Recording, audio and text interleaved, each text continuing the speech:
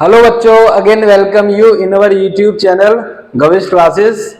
My self Gajendra Singh. Start करते हैं आज का वीडियो लेक्चर और बात कर रहे हैं हम अंडरस्टैंडिंग क्वाड्रिलेटरल्स। ठीक है, और अब कॉन्सेप्ट हम गाइड से क्लास 9th एएमयू एंट्रेंस की प्रिपरेशन कर रहे हैं। ठीक है, तो देखते हैं क्वेश्चन नंबर 676 से। ठीक है, तो आज के इस वीडियो लेक्चर में आपका अंडरस्टैंडिंग क्वाड्रिलेटरल पूरा फिनिश हो जाएगा। तो करते हैं स्टार्ट बेटा क्वेश्चन नंबर 76 पे। तो देखिए क्वेश्चन नंबर 76 कह रहा है ABCD इज अ पैरेललोग्राम। चलिए बना लेते पैरेललोग्राम। एक इधर ये हमारा वर्किंग एरिया, इधर ABCD is a parallelogram, ABC और D। ABCD is a parallelogram. Point P and Q are taken on the side AB and AD। तो AB और AD पर हमने ये पॉइंट क्या कर लिए, ले लिए P और Q रेस्पेक्टिवली।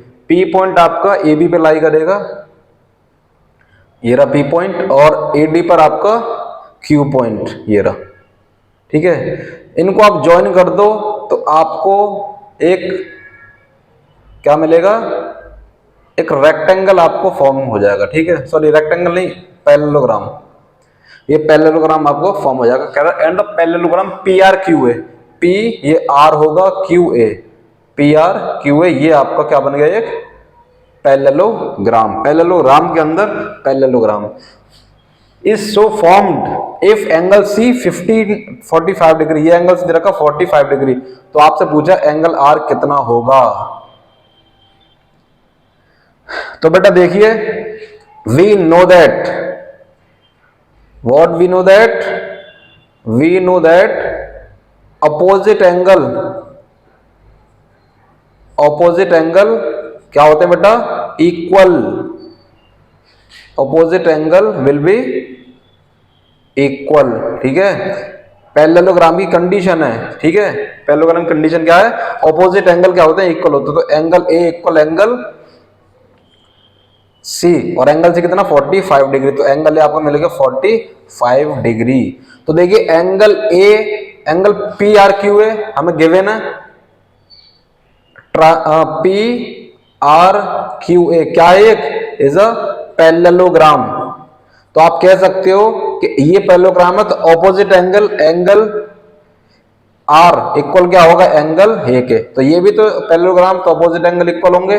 तो एंगल R आपको पता चल जाएगा जो एंगल A होगा, और एंगल A क्या 45 डिग्री। तो इसलिए ऑप्शन आपका एंगल R कितना होगा 45 डिग्री। ऑप्शन आपका B करेक्ट। ठीक है, वेरी सिंपल क्वेश्चन था। क्वेश्चन नंबर 77 में मूव कर दे बेटा। देखिए क्वेश्चन नंबर 77,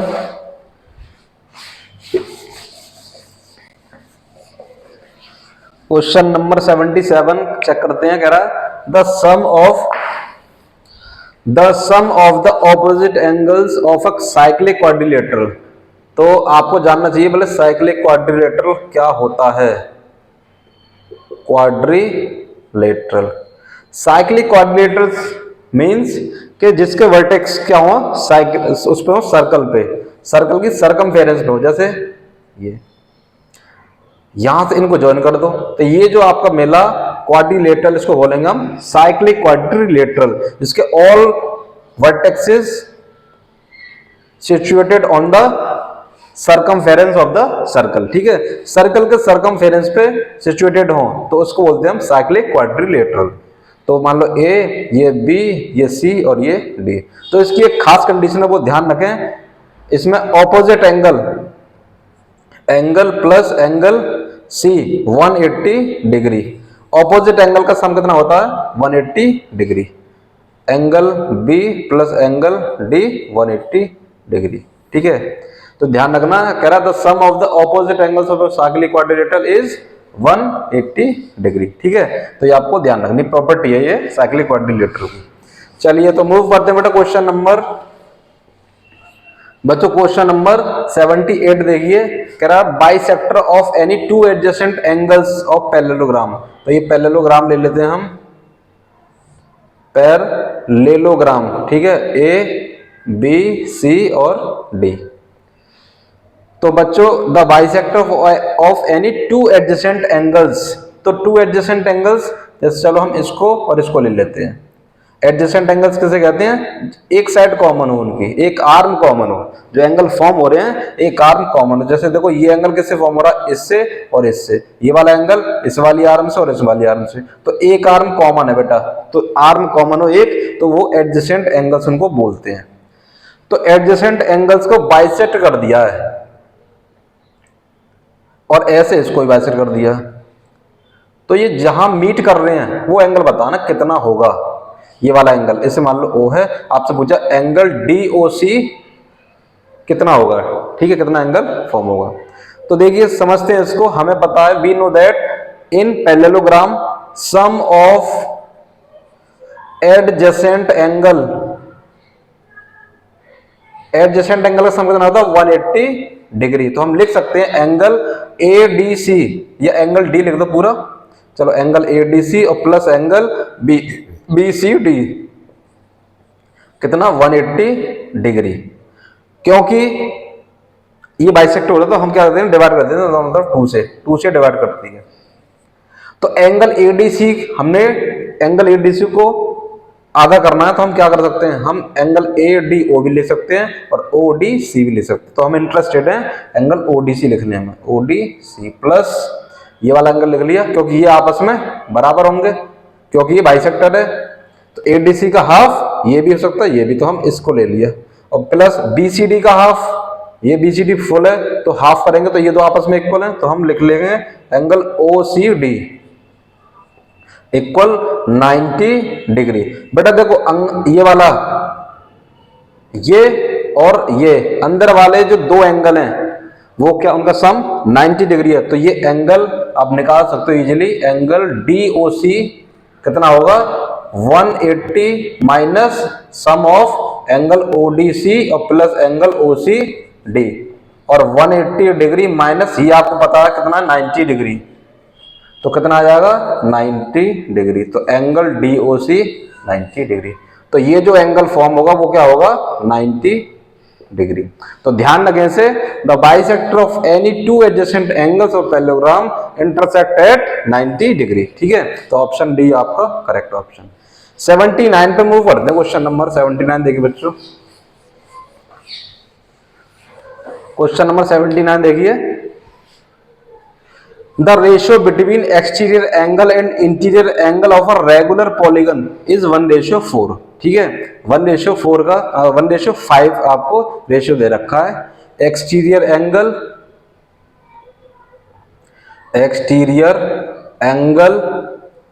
और of regular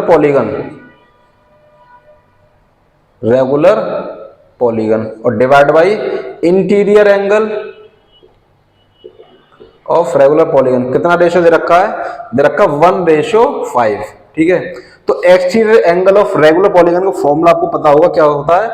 360 degree divide by n। ठीक है, और फिर आ जाओ अपॉन कर देंगे। ठीक है, मैं डिवाइड लिख देता हूं। चलो, इंटीरियर एंगल का क्या फॉर्मूला होता है? हमने पढ़ा 2n-4 into 90 degree upon n। ठीक है, ये रेशियो आपको दे रखा है 1:5, या आप ऐसे लिख लो इस तरह से। ठीक है, रेशियो इसका रेशियो 1:5। ठीक है, तो अब कर लेते हैं। अब इस रेशियो को हम हटाएंगे तो क्या कर लेंगे? इसको उल्टा कर लेते हैं, ये ऊपर चला जाएगा n, और ये 2n-4 into 90 degree equal 1/5। n से n कैंसिल, ये इससे कैंसिल, 9 4 जा 36, तो 4/2n-4 इक्वल 1:5। डिवाइड करेंगे क्रॉस मल्टीप्लाई, तो इंप्लाइज दैट करके हम लिख सकते हैं 2n-4 equal 20, 2n equal 20 plus 4, 2n equal 24 और n का वैल्यू 12। तो बेटा number of side of the polygon कितना आ गया? 12, इसलिए ऑप्शन आपका बी इज करेक्ट ऑप्शन। कुछ नहीं करना था, केवल फॉर्मूला रख दो बस। Exterior angle of regular polygon का formula 360 degree divide by n, और इंटीरियर एंगल ऑफ पॉलीगन का 2n-4 इंटू 90 अपॉन n। ठीक है, फॉर्मूला करके सॉल्यूशन। क्वेश्चन नंबर 80 पे मूव करते हैं बेटा, देखिए क्वेश्चन नंबर 80 चेक कीजिए। बेटा 80 में कह रहा है find the measure of N exterior angle of regular pentagon. तो बेटा रेगुलर पेंटागन के लिए रेगुलर पेंटागन आपको दे रखा है, for regular pentagon number of exterior angle कितना होगा, एक्सटीरियर एंगल कितना होगा, तो फॉर्मूला आपके पास सामने 360 डिग्री डिवाइड बाय एन, और एन कितना दे रखा 5 क्योंकि पेंटागन है बेटा। 360 डिग्री डिवाइड बाय 5 कैंसिल करो, 5 7 35, 5 2 10, तो 72 डिग्री आ गया। Each exterior angle 72 degree for, फिर इसके बाद कह रहा है रेगुलर पेंटागन था, अब इसके बाद एक्सटीरियर एंगल रेगुलर डेकागन के लिए, तो for regular decagon, decagon means n equal 10 side के लिए, तो एक्सटीरियर एंगल देख लो, एक्सटीरियर एंगल कितना हो जाएगा 360 degree divide by n, 360 degree divide by n कितना 10, कैंसिल करोगे तो कितना आ जाएगा 36 डिग्री। अब कह रहा है रेशियो पूछा, what is the ratio between two angles, तो रेशियो कर देते हैं, ये 72 डिग्री आया था और ये कितना आया 36 डिग्री, तो कितना हो गया 2:1, तो option B is correct option. ठीक है, आई होप आपको समझ में आ रहा है सारे क्वेश्चन। मूव करते हैं बेटा क्वेश्चन नंबर 81 पे। खुद से ट्राई जरूर करें पॉज करके वीडियो को करने से पहले, और कमेंट जरूर करें बेटा, अगर जो चीज समझ में ना आ रही हो उसे कमेंट करके जरूर पूछें उसे। 81 पे देखिए कह रहा है the point of intersection of diagonal of a quadrilateral divide one angle in the ratio 1:2 it can be parallelogram.